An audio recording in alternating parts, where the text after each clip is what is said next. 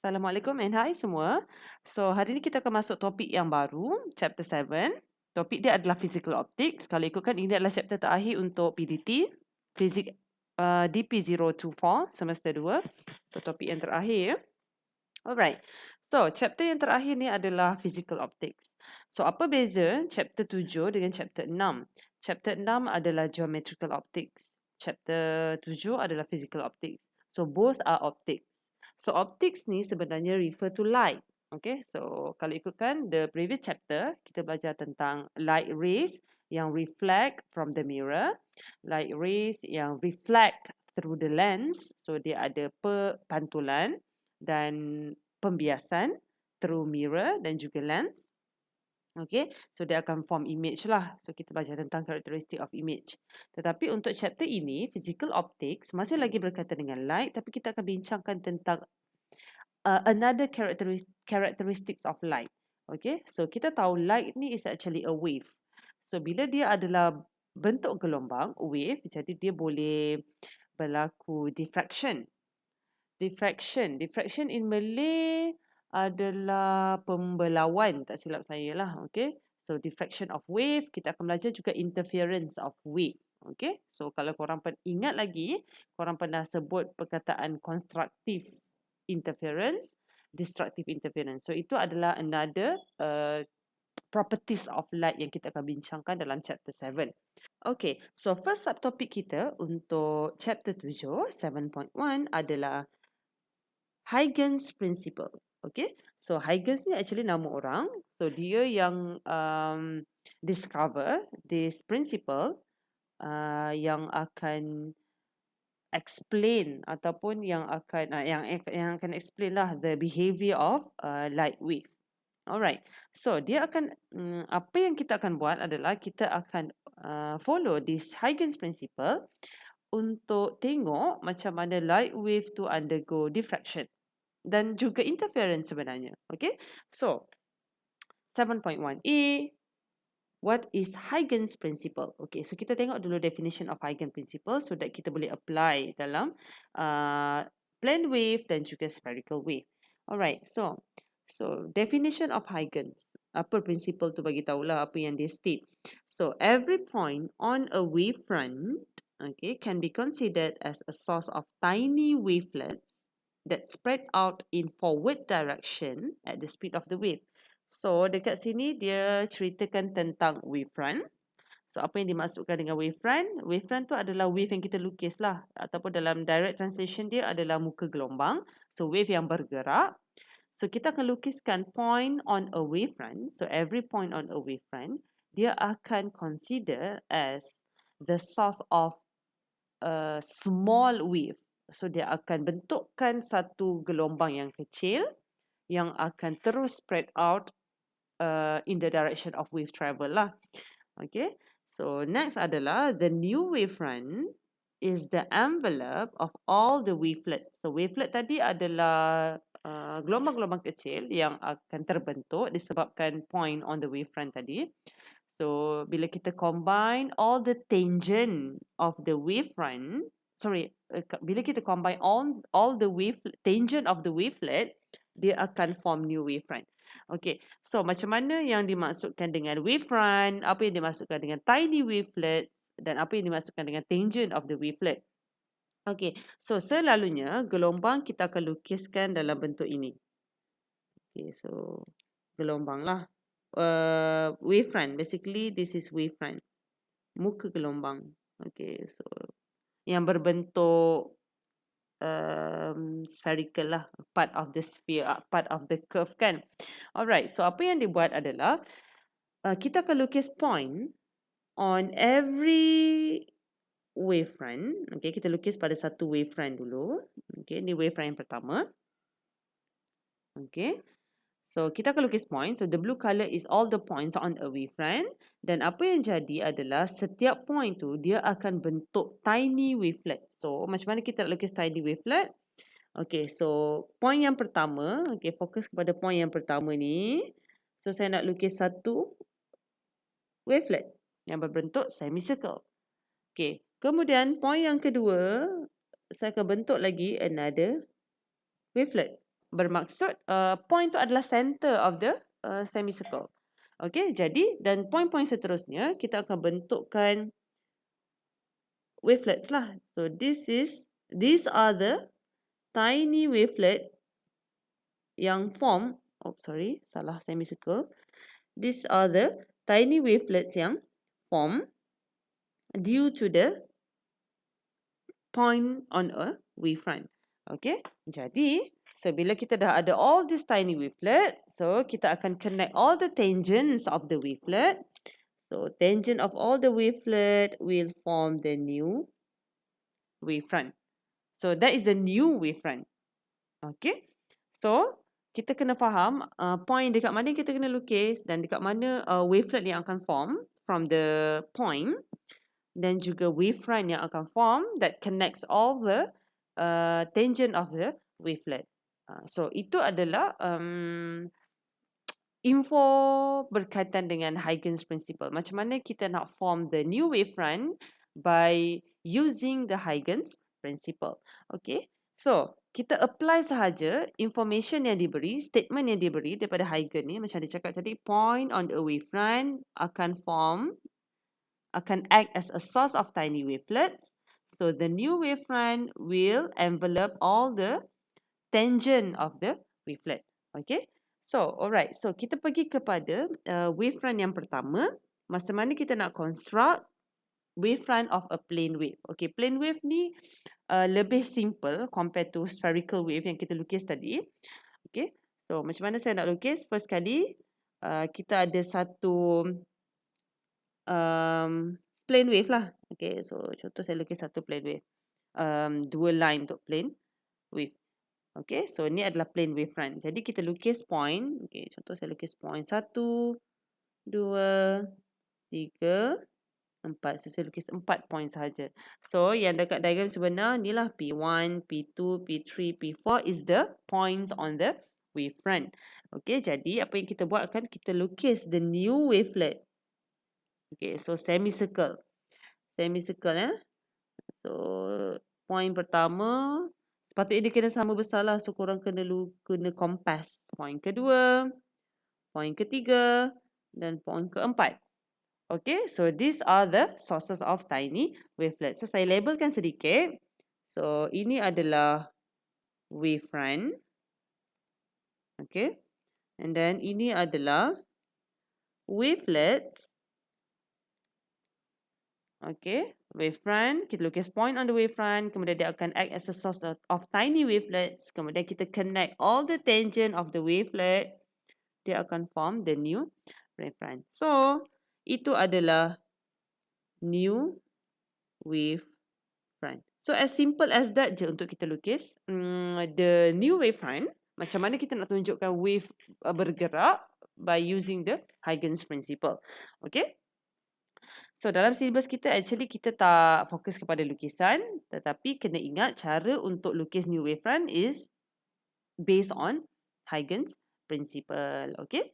So description untuk step-step untuk lukis the new wavefront tu semua ada pada step di sini. So korang boleh baca in detail step by step macam mana saya explain tadi lah. Alright, so kita pergi kepada second type of wavefront, which is the circular wave ataupun spherical wave. Okay, so macam mana spherical wave ni terbentuk? Spherical wave ni terbentuk mungkin boleh jadi kalau kita baling batu dalam air. So, of course dia akan form ripple. Maksudnya gelombang kecil dulu. Okay, jadi point di tengah ni adalah kita punya source. Okay, bayangkan ini adalah batu. So, kita masukkan dalam air, kita baling dalam air. Of course, dia akan terus bentuk gelombang. Okay, so the first wavefront, okay ni, first wavefront kita. Kemudian of course lah kita kena lukis points on wavefront. Okay, dan seterusnya kita akan form tiny wavelet for each point. For each P1, P2, P3 and P4. Dan seterusnya connects all the tangent of the wavelet. Dan kita akan form this new wavefront. So as simple as that. Okay. Alright. So itu berkaitan dengan wavefront. that develop from Huygens principle. So next adalah kita nak masuk kepada constructive and destructive interference. Okay. So basically tadi kita tengok wavelet yang form from the points on the wavefront. Jadi setiap wavelet ni kita boleh imagine berlakunya pertembungan. Berlakunya pertembungan antara dua wavelet yang akan membentuk, yang akan interfere, yang akan membentuk constructive dan destructive interference. Contohnya begitulah. Alright, so interference ni maksudnya bertembung lah kot kan. Okay, constructive interference dan destructive interference. So direct translation ni saya tak berapa pasti. So korang boleh refer balik semula apa yang dimaksudkan dengan constructive interference dengan destructive interference. Tetapi untuk kita tahu macam mana interference tu berlaku, macam mana interference of light boleh berlaku, okay, kita tengok dulu definition of interference of light. So kita dah masuk kepada subtopik 7.2, 7.2a, macam mana kita nak define, apa yang kita nak kena faham tentang interference of light. So interference of light is actually defined as situation when two or more light wave meet ataupun superpose at a point. So dia akan overlap lah these two wave, two or more, tapi usually two lah. Okay, two or more, dia akan overlap, dia akan bertembung. So dia akan form a bright or dark region that will explain the constructive and destructive interference. Okay, so bright refer kepada constructive interference dan dark refer to destructive interference. So ini kita pergi detail nantilah. Cuma apa yang kita nak tahu adalah bila ada dua source of light interfere, superpose at one point, so dia akan produce bright yang represent constructive interference dan dark yang represent destructive interference. Macam mana dua light wave boleh bertembung? So contohlah kita ada dua source okay, so ini adalah light wave yang pertama, source 1. Okay, kemudian mungkin dia akan jumpa dengan, okay, katakanlah wave yang pertama ni dia travel ke kanan. Kemudian kita jumpa light wave yang kedua yang travel ke kiri. Jadi pertembungan kedua-dua wave ni nanti, okay, boleh membentuk constructive dengan destructive interference. So this is the two sources of light wave. So itu yang dikatakan dengan interference. Okay. So next adalah kita nak pergi kepada principle of superposition. So these two light wave yang interfere, dia akan obey superposition principle. Okay, so apa yang dimaksudkan dengan superposition principle?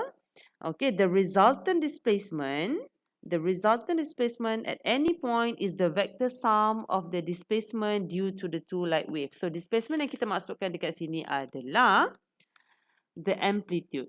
Okay, so sekarang kita akan buat line tengah untuk labelkan amplitude. Katakanlah ini adalah amplitude of wave. Okay, ini pun sama, amplitude of wave. So, dia boleh jadi vector sum. Okay, kalau peak bertemu peak, bermaksud dua kali amplitude lah. Okay, so peak bertemu peak, dia akan jadi dua kali amplitude. Contohnya, S1. Kemudian, ni S1 kan? S1, kita lukis. Okay, sekejap. Kita lukis S1. Source yang pertama. Kemudian kita lukis. Sama juga.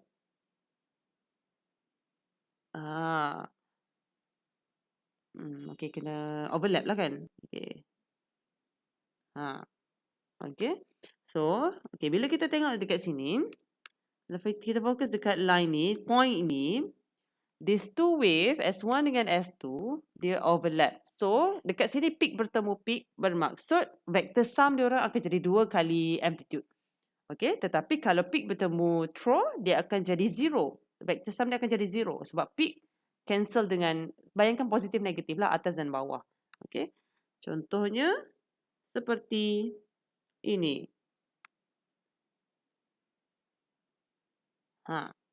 Okay. So, dekat sini, korang boleh nampak yang peak bertemu dengan throw bila dia overlap. Okay, so dekat sini kita katakan dengan principle of superposition, vector sum. Satu akan jadi double, satu lagi akan jadi kosong. Alright. Next adalah interference wajib berlaku, okay, ataupun interference pattern tu akan lebih stable apabila the two sources of wave are coherent. So apa yang dimaksudkan dengan coherent sources of wave? So ini yang kita nak belajar next. Coherent sources of wave. So maksudnya untuk interference berlaku, the two sources of wave must be coherent. Okay, so kita akan pergi kepada next learning outcome, iaitu kita akan define this coherent sources of wave. Alright, so ada 2 point penting untuk kita explain what is coherent sources. Yang pertama, okay, saya gunakan color lain. The two sources must have the same wavelength and also frequency. Ini yang pertama ya. In order for interference to be happen, these two wave must be coherent. And then yang pertama, dia punya rules adalah mesti wavelength yang sama dan frequency juga yang sama. Okay, so kedua-dua light tadi, S1 dengan S2, macam saya lukis di sebelah kanan tadi, merah dan biru. S1 dengan S2 ni mesti wavelength yang sama, frequency pun sama. Okay, so dia tak boleh, contoh kata, S1 tu wave dia begini, tetapi S2 pula wave dia rapat macam ni. Okay. So, bermaksud kat sini kita dah boleh nampak sebenarnya frekuensi diorang pun berbeza. Jadi, interference tak boleh berlaku. Okay, interference tak boleh berlaku. Dia mesti wavelength yang sama dan frekuensi yang sama. Okay, ataupun kita panggil dia sebagai monochromatic. Monochromatic ni dia refer kepada light yang lebih warna dia sama. Sebenarnya light kita ni ada banyak color.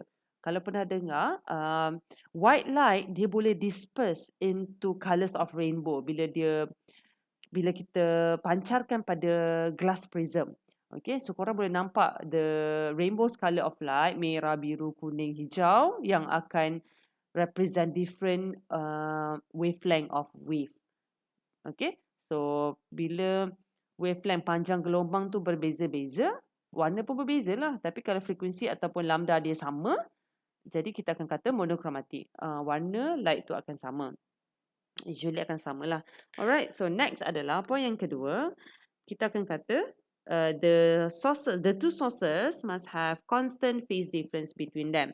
Okay, apa yang dimaksud dengan constant phase difference ni pula, wave tu boleh jadi exactly sama. Okay, exactly sama. Ataupun dia punya angle dia constant.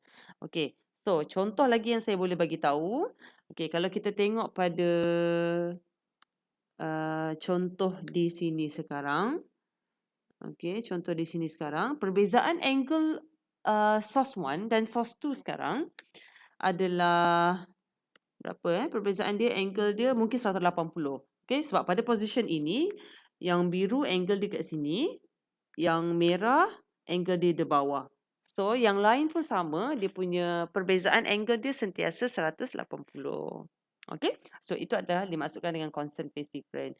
So, angle yang sama. Same angle. Setiap wave tu dia ada perbezaan angle yang sama.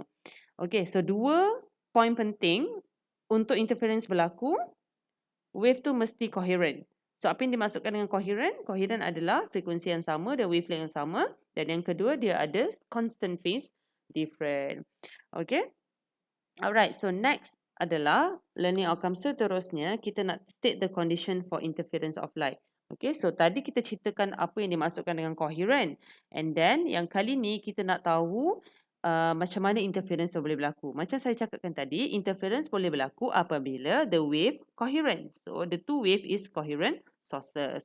Dan point yang kedua adalah the amplitude of the wave are comparable, equal, approximately equal. Amplitude ni adalah point kedua. So, point yang kedua, amplitude mesti sama.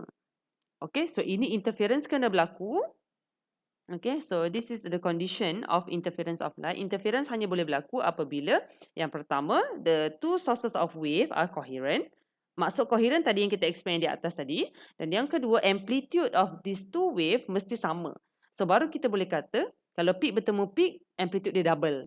Sebab jarak, dia punya amplitude ataupun vertical distance diorang exactly sama antara kedua-dua wave tu. Alright.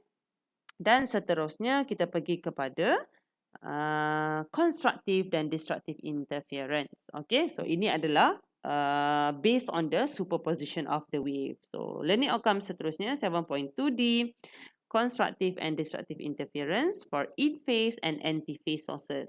Okay, so macam mana condition untuk constructive dengan destructive interference? Yang pertama, constructive interference dahulu.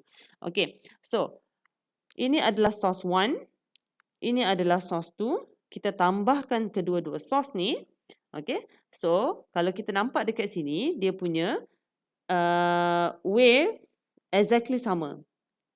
Okay, dia punya initial point of the wave exactly sama. So, bila dia bertembung, bila dia overlap, dia akan jadi double the amplitude. So, setiap wave tu dia akan jadi double lah. Okay, setiap cycle tu dia akan jadi 2 kali amplitude. So, kat sini digunakan small a represent the amplitude. Okay, dan bila the two sources S1 and S2 is exactly sama, kita akan panggil dia in phase sources. Okay, in phase in phase. Okay, sama, exactly sama. Okay, so macam mana pula dengan anti-phase sources? So, anti-phase sources pula, okay, so ini anti-phase apabila these two sources of wave, kalau perasan, okay, kita ada S1 dan kita ada S2 di bawah. Yang pertama peak dekat atas, yang kedua peak dekat bawah. So, ini kita panggil sebagai anti-phase sources. So, bila dia overlap, of course lah, korang boleh tengok peak di atas, peak di bawah. So, zero amplitude. So, tak ada amplitude lah. Zero amplitude. So, bila kita lukis, dia punya interference tu dia akan jadi straight je. Tak ada apa-apa amplitude. So, ini kita panggil sebagai destructive interference. So, ini adalah contoh destructive interference. Okay. So, kat sini korang belajar tentang apa yang dimaksudkan dengan in-phase sources. In-phase sources apabila kedua-dua sources tu sama exactly, dia punya starting point dia sama, wave dia exactly sama, tetapi kalau anti-phase sources, wave dia peak satu di atas, satu lagi di bawah. So, itu adalah in-phase sources dan anti-phase sources. So, coherent sources ni pun, dia boleh jadi in-phase dan dia boleh jadi anti-phase. Tak semestinya in-phase tu adalah coherent. No, coherent dia boleh jadi coherent sources of wave, dia boleh jadi in-phase sources dan anti-phase sources.